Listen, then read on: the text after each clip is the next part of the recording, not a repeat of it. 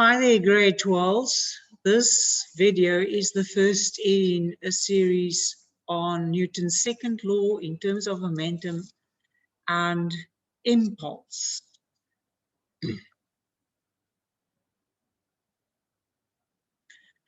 So we're going to work through some examples.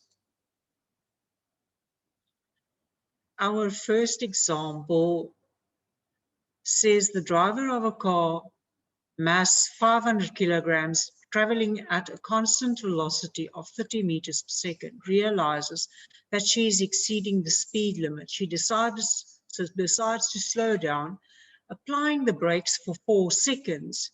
If a constant net force of 1,000 newtons slows the car down, calculate A, the change in momentum of the car after 4 seconds. So we are given the net force, F net. We are given the time, 4 seconds, delta T. We're given the mass of the object, and we're given the initial velocity of the object. To calculate the change in momentum, we can take one of two paths, or we can use the old equation.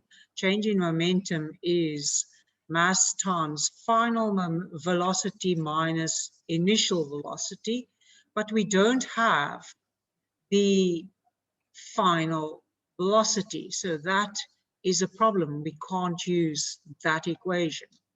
We need to go to Newton's second law in terms of momentum, or we can use the impulse momentum theory. So the change in momentum is the net force times the time, the product of the net force and time of impact. That sounds to me the best way to do this. So it's 1,000 newtons times 4 seconds, which is 4,000 kilograms meters per second. Now this would be in the direction, it's a braking force. It slows the car down.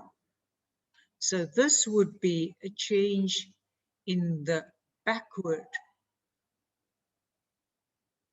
direction. The better way to do this calculation is to say that the net force, the slowing down force, is negative 1,000 newtons. So your answer will be negative, and then you need to write down. So the change in momentum would be 4,000 kilograms meters per second backwards.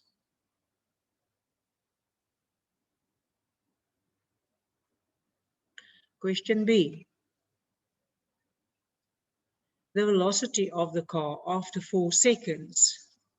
So here I'm going to use delta P equals mvf minus mvi.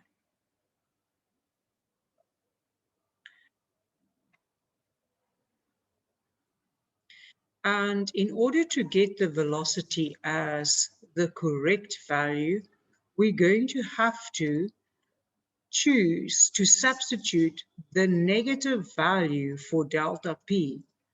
So it's negative 4,000 is the car's mass 500 VF minus 500 times 30. If you do not substitute the change in momentum as the negative value, you will not get the correct value for VF. So VF would be negative 4,000 plus 500 times 30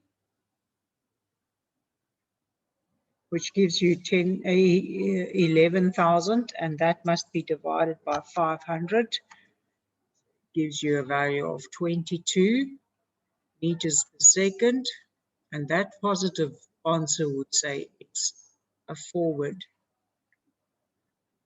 velocity. So the car slows down from 30 meters per second to 22 meters per second because of the braking force that is exerted on the car.